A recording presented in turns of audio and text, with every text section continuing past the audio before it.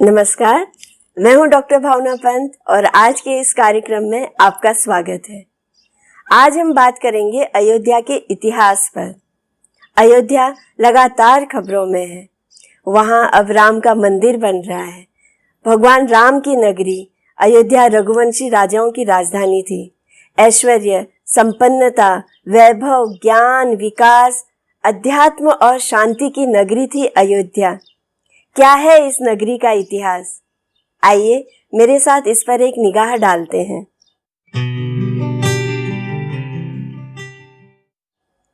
सबसे पहले हम यह जानेंगे कि अयोध्या शब्द का अर्थ क्या होता है। कई बार नाम का अर्थ इतना महत्वपूर्ण होता है कि उसी के कारण उसका गुण बनने लगता है। अयोध्या बना है अ प्लस युद्ध से, यानी एक ऐसी जगह जहां युद्ध नहीं होता, एक ऐसी जगह जिसे युद्ध से नहीं जीता जा सकता। अंग्रेजी में अयोध्या नाम का अर्थ होगा इनविंसिबल। अब देखिए, अयोध्या नाम का यह अर्थ भगवान श्री राम के व्यक्तित्व के साथ कितना मिलता जुलता है। अयोध्या को साकेत भी कहा है। साकेत के दो अर्थ हैं। पहला, जहां बहुत ऊंची ऊंची इमारतें हो। दूसरा अर्थ, जहां की इमारतों पर हमेशा ध्वज फहराता हो।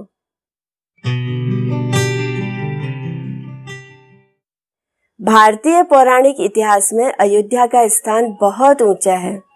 संस्कृत में प्राचीन सप्तपुरियों का वर्णन है, जिसमें अयोध्या को पहले स्थान पर रखा गया है। सप्तपुरी यानी 7 शहर।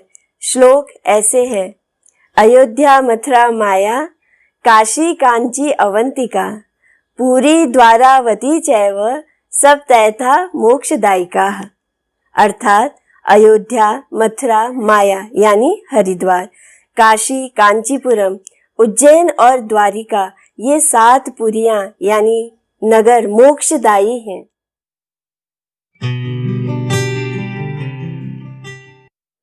वेदों में अयोध्या को ईश्वर की नगरी यानी द सिटी ऑफ गॉड कहा गया है।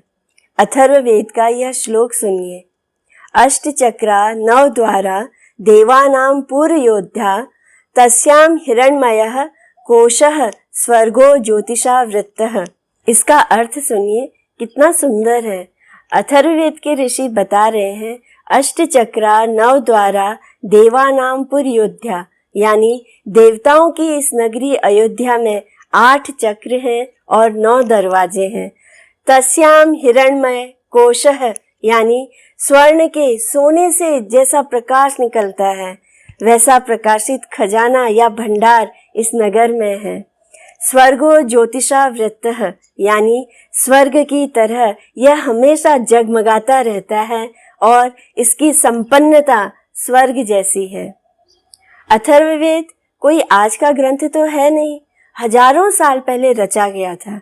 उसमें अयोध्या की इतनी तारीफ की हुई है, इसी से अंदाजा लगा सकते हैं कि भारतीय संस्कृति में अयोध्या का स्थान कितना ऊंचा है।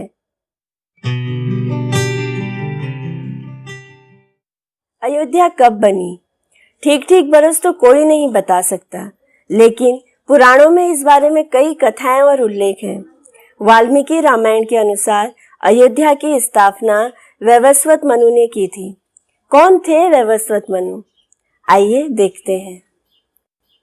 ब्रह्मा जी से उत्पन्न हुए उनके पुत्र मरीच, मरीच से उत्पन्न हुए ऋषि कश्यप, कश्यप से जन्मे विवस्वान, विवस्वान यानी सूर्य।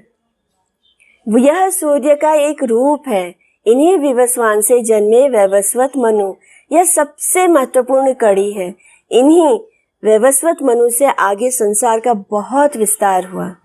वैवस्वत मनु के 10 बेटे हुए: इर, इक्ष्वाकु, कुशनाम, अरिष्ट, दृष्ट, नरिशयंत, करुष्य, महाबली, शर्याति और पृषद।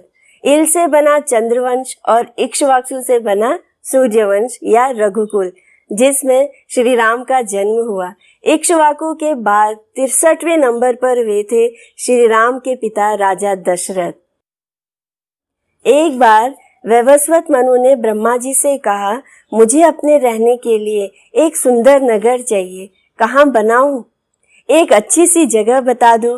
तो ब्रह्मा जी उन्हें विष्णु के पास ले गए। विष्णु ने पृथ्वी पर एक जगह बता दी और देवताओं के आर्किटेक्ट विश्वकर्मा जी से कहा कि मनु को वह जगह अच्छे से दिखा दो और उनकी इच्छा के अनुसार वहां पर एक सुंदर नगरी का निर्माण कर दो। स्कंद पुराण के अनुसार अयोध्या भगवान विष्णु के सुदर्शन चक्र पर विराजमान है, इसलिए उन्होंने इस जगह को चुना और बरसों बाद श्री राम के रूप में सरयू नदी के तट पर स्थित इस पुण्य नगरी में अवतार भी लिया। जैन और बौद्ध धर्म में भी अयोध्या को महत्वपूर्ण स्थान प्राप्त है। जैन धर्म के 24 तीर्थंकरों में से आदिनाथ ऋषभ देव जी सहित 5 तीर्थंकरों का जन्म अयोध्या में ही हुआ था और भगवान बुद्ध ने अपने जीवन के 16 साल अयोध्या में ही गुजारे थे।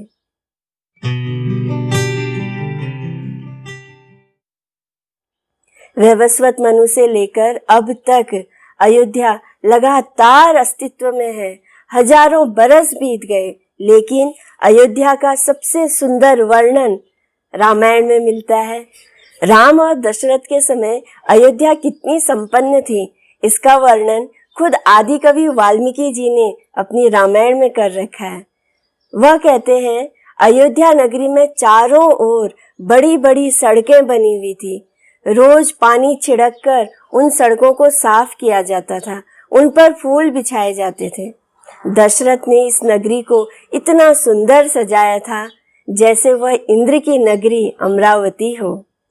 यही नहीं, वाल्मीकि जी आगे कहते हैं, अयोध्या में कोई भी गरीब नहीं था, हर किसी के पास धन और संपत्ति थी। गाय, बैल और घोड़े थे।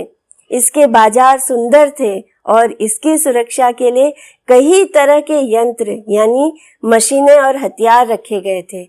इस नगरी के मकान बहुत ऊंचे थे और उन पर ध्वजा, झंडे, पताकाएं फहराती रहती थी। यहाँ स्त्रियों के लिए नाट्य समितियां बनी यानी थिएटर बने हुए थे और जगह जगह बगीचे बनाए गए थे। अयोध्या में एक दुर्गम किला था और उसके चारों ओर खाई थी। उस नगर को जीतना नामुमकिन था। देखिए, यह सारा वर्णन है रामायण में। इतनी सुंदर अयोध्या, उसी अयोध्या में भगवान श्री राम का जन्म हुआ था और अब वहां उनका भव्य मंदिर बन रहा है। यह भी अयोध्या की महिमा में जुड़ने वाला एक नया अध्याय है। तो दोस्तों, कैसा लगा आज का वीडियो?